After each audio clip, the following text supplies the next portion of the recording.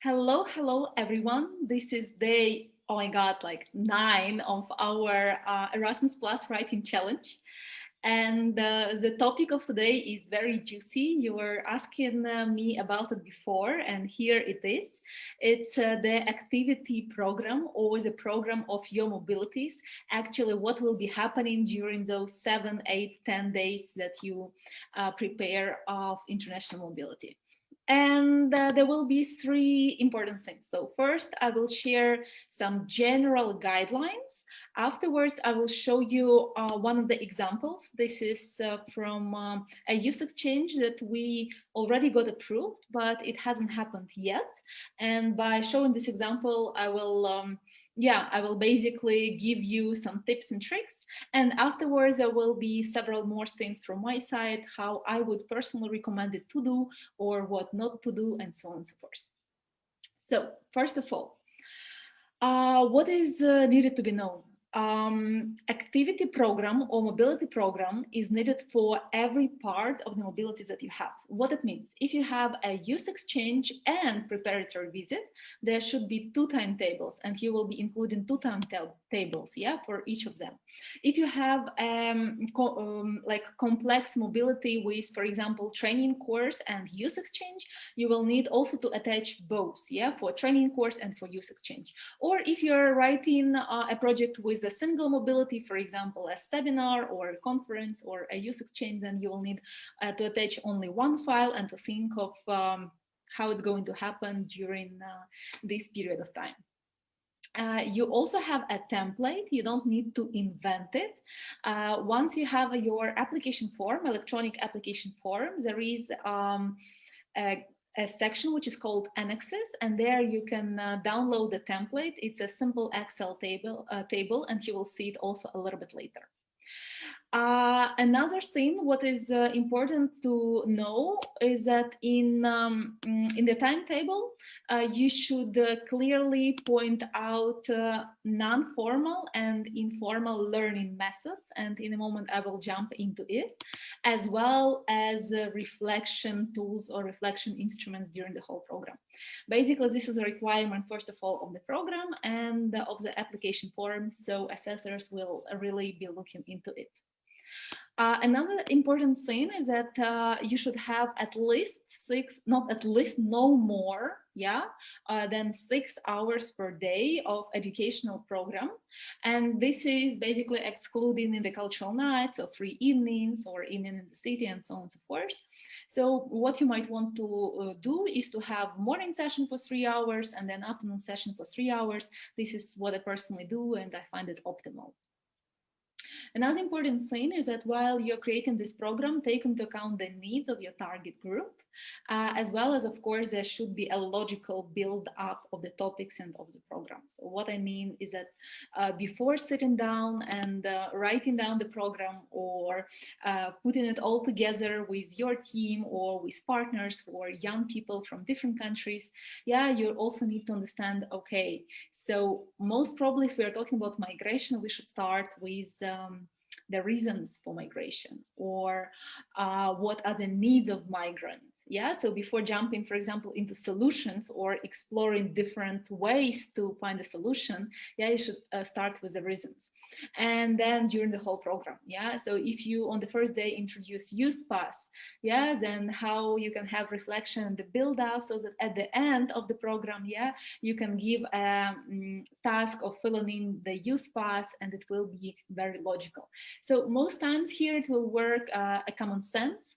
I wouldn't be super busy with the exact build up, because from my side, I took a 1 month course on exactly how to create a product so that there is a build up and everything, but this is not the exact expectation, for example, from a use exchange, when just young people starting from 13 come together and they experience certain topics. So don't be so extremely busy with it. And I already mentioned, but I will say once again that you necessarily need to have a session on use pass, and Anna was explaining what is use pass, and you will need to explain how you reflect and how participants give feedback on the program. So once again, what is non-formal and informal learning methods? Yeah, like you remember that the whole youth sector is about these types of learning. Yeah, formal is something that is connected to institutions, for example, universities, schools. They have a set program. You need to fill it in. Yeah, you need to complete it, and afterwards you get a recognition.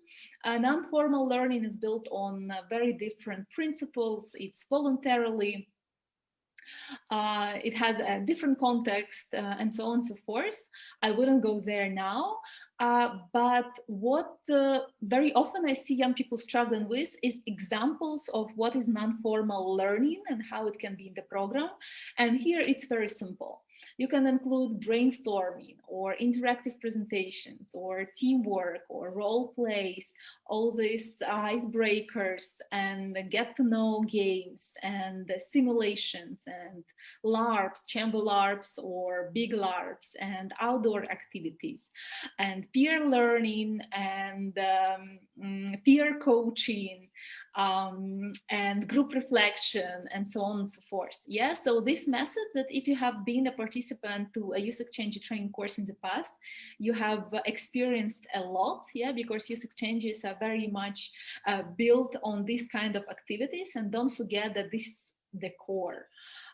When it comes to informal learning, this is basically unstructured learning. This is what happens when, for example, young people chit chat on coffee breaks, yeah, and they get to know the cultures of each other and how different, let me say, traditions are there in the countries, or when they stay in one room and yeah, they have different perspectives on the same things. So this is all informal learning that is happening. I will share my screen now. I will show you the program because it's the best yet to learn or to see how it's built up once you have the example. For now, I will open Youth Exchange, which is called Charge Youth Future. And the main idea of this Youth Exchange is that starting from 2020, the expectations of the labor market are different, and there are top 10 skills that are needed or that are required from young people. So basically, in order to increase their chances to get employed, we created this youth exchange where they can play and experience different different competencies and see afterwards how to develop them more in their life. So this is a table, and basically what you can see is that here you put participating organizations and the venue or where it will be happening, city, country, start date and end date. Here is start date and end date of the activity itself, of the mobility, and you can see that it's 8 days in total duration, plus travel days. According to the new program, you can have up to 2 travel days per participant and up to 4 travel days if participants are traveling with green means of transportation, which, for example, electric cars or ferries or trains or even bicycles and so on and so forth. Okay, so as you see, the table is divided into several categories, and they are basically timing, or in the template, you will see that they don't have hours, but they have AM and PM, and then activities, or it could be the name of the activity or very short description, and then basically non-formal and informal learning methods used. To tell the truth, when I go through the program, I created pretty detailed, but it's not necessarily to be so detailed. I have seen more simple versions, but yeah, let's take this one as an example. So first of all, what we start with an arrival day, and on arrival day we never put the program, and it would be actually one of my tricks. You have the opportunity to include arrival day and departure day, include both, one before and one afterwards. And what we do with arrival day is that we expect participants to arrive from 3 to 6, which means, basically no one will be late for the program. Yeah, they can arrive in different times, and even if for some people it doesn't work and they arrive late at night, this is also okay because they didn't miss any program part. And on these days there is only registration and dealing with all the documents and practicalities, and then they have some free evening where they can meet each other informally. What we also do, as you see, for every day we name it. So for example, day 1, laying foundation, or day 2, judgment and decision making. These are already top 10 skills. Day 3, emotional intelligence and digital skill. Day 4, people management, coordinating with others. Yeah, this is the list that we took basically from one of the researchers. Okay, so basically what do we do? Yeah, and then we have our 3 hours before lunch, and then we have our 3 hours after lunch. What is important after dinner? We don't put any learning, yeah, only informal socializing or free evenings or movie nights or intercultural evenings. So this is how we do it. Yeah, in the program from our side, we write always time for breakfast, lunch, and dinner. We don't write coffee breaks. Oh, no, we even put coffee breaks, but I think this is very much into detail. Yeah, and then basically the first full day, it's more devoted to intro, to team building, to getting to know each other, to setting the ground rules, to making some agreements, and so on and so forth. So on day 1, there is only intro into the topic of the youth exchange. And as you see, for example, creating a personal vision for the youth exchange, but we are not actually digging into the topic, yeah? Because first we need to lay the foundation. But starting from day 2, yeah, you see, dig into the topic, and then we start exploring different concepts through role plays, through some activities. And here in the description, we usually say what is going to happen, and basically also mark those informal or non-formal learning methods. So for example, demonstration, follow-up discussions, reconnected games done both indoors and outdoors, yeah, reflection, interactive presentations, small group games, plus questions from participants, sharing, reflecting, and so on and so forth. So what else is important? As I was telling you, reflection is important. And every day in the evening, we have reflection group meetings. What does it mean? Is that from the very beginning, we shape different groups. We mix different nationalities, and group leaders in youth exchanges support these groups, and these groups have an opportunity to reflect. But also there is success sharing, and this is an overall group activity where participants share their successes from the day or from a certain part of a youth exchange. What else you can see? You can see that team workshops, part 1, part 2, plus preparation time, group reflection, it means that we engage participants. Yeah, if we're talking about youth exchanges, then the program should be shaped, first of all, on the needs of participants, but also with engagement of participants. So during youth exchanges, group leaders are there to support, group leaders are there to set the ground, group leaders are there to help reflect, but young people, yes, should be involved. And as you see here, yeah, by creating workshops, by delivering workshops to each other, by afterwards reflecting all together. They have different exercises together, like blind squares, yeah, or we prepared for them outdoor team activity. Yeah, or let me say what else, like, I don't know, like move your body energizers or out of the box activities. So we have a bunch of interactive things that actually make youth exchange very dynamic, very diverse, and also very engaging. What else is important? Yeah, on the last day is basically devoted to wrapping up. Yeah, all together they have time to start. Let me. Okay, I'm just taking a look at the description. Yeah, this is about deciding, okay, what outcomes there will be, start drafting the outcomes. And I see that here we mention videos and electronic guide and article and so on and so forth. So they brainstorm all together how to put it into life. There is a use pass presentation. I would normally recommend you to put use pass presentation on the first day, but filling in use passes on the last day.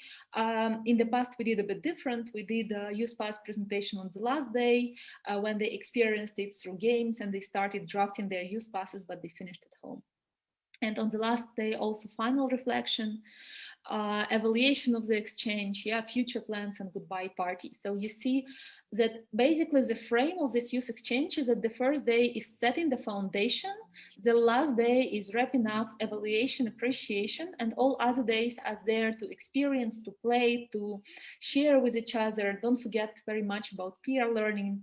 And once again, I want to read you several different tools like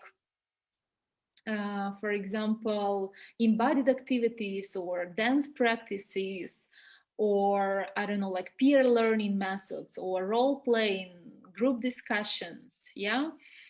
All these methods we put down in this table so that when evaluators read it, they don't have any questions about whether it's two adults coming and just delivering the program, or is it about young people to be involved all the time. What else I see is that we have intercultural evenings. Yeah, depending on the number of countries, and I also have experienced different in the past. It could be from one intercultural night when basically all countries present their cultures, up to having 2, 3, or even 4 when 1 or 2 countries have some kind of performance and food tasting and showing some, could be videos and teaching national dances and so on and so forth. And this is an important part of a youth exchange. So once again, don't lose the opportunity to put arrival day and departure day, because arrival day will guarantee that you smoothly start from day 1 with a full group, yeah, and they will be well rested after traveling. Departure day, usually this is the day after the program, that starting from 10 or 11 participants just start living. We personally, we never put any activities there. Yeah, we just prepare breakfast for participants. They can hang around, they can still be in the accommodation, for example, for the whole day. It depends on the agreement. They know that they can travel safely anytime. Yeah, and at the same time, departure day and arrival day will be paid by the grant. Yeah, so if you include these 2 days, they are paid from so-called organizational support. So you're covered there, no worries. Second thing, try to build your program on 4 components: group dynamics, intercultural learning, project topic, and feedback and reflection. So what does it mean? Group dynamics, it's all about this team building, getting to know each other, and this is best to be done on the first day, while participants don't know each other, and sometimes people from the same country don't know each other. Intercultural learning, yeah, this is about creating this space. Again, depending on the topic, could be in the topics of inclusion, you'll spend more time on exactly getting to know different cultures and breaking the prejudices. But it's not only that, even in the training courses or in youth exchanges, I don't know, about climate change, having this moment and space for intercultural nights and then for doing things together, non-formal and informal, is important. Another moment is, of course, project topic. Yeah, it's not an excursion. It's not just a meetup to party. Yeah, it's about holding this whole line and building the program around certain topics and around certain outcomes that you want to have. And at the same time, feedback and reflection all the time. It can start from day 1, it can start from day 2, yeah, because day 1 is very much still intro, but from day 2, for sure, make sure that in the evening you have some process. Yeah, some process for reflection. It could be group reflection, it could be exercise with just saying like one word or embodying one word, or just sitting in a circle and sharing what was working, what was not working, or sharing in small groups, or sharing in couples. There are many, many ways. And I'm pretty sure you can find different exercises on Salto Youth, because Salto Youth has a toolbox for trainers and facilitators. Yeah, but includes these things. Yeah, includes the things very much. 2 more things from my side. I very much love experiential learning. And in all our projects, there are a lot of experiential learning. This is the type of activities when some instructions are given and then participants have their experience and then they have reflection, because this is where all these aha moments are happening. Yeah, like includes a lot of those type of exercises, and also let participants do. Yeah, let them do, because while doing things they learn much more. Yeah, let me say, if it comes to coaching, and I'm doing a training course on coaching, I can talk for hours about different methods and they will not get anything, but I can just put them into the water of coaching and let them play with it and let them stumble and let them experiment and then give feedback, and it would be much more powerful because it will stick to them. Yeah, because it will stick to them. It's their experience and it stays both in their bodies and in their memories. When it comes to how many people to include, I would say for training, again, there are different approaches. I know that Anna is fan of trainings where there are 4 trainers with different styles. Usually we go for 2 trainers, but we also have a local team to support with logistics, with practicalities, even with reflection. And it works for us. So it could be 2 trainers, or a trainer and facilitator, and a small supportive team. If we're talking about youth exchanges, in a youth exchange, you have a group leader from every national group. So for example, we have 5 partners, so we'll have 5 group leaders, which is already your team. And there could be a facilitator in the youth exchange, yeah. And of course, there will be a big part that participants will be contributing. That's why it's important to have a very good homework and the preparation of participants in advance. Guys, I hope that was enough as an insight, as a dive in, yeah, as a general overview of how the program can look. So from my side, enjoy this video and good luck with the program. And of course, my home task would be to think of these 4 components that I was mentioning: group dynamics, intercultural learning, project topic, and feedback and reflection, and draft 2-3 things in each category what you can include in your program. Let's start drafting, let's start live. Okay, guys, see you next days. Ciao, ciao.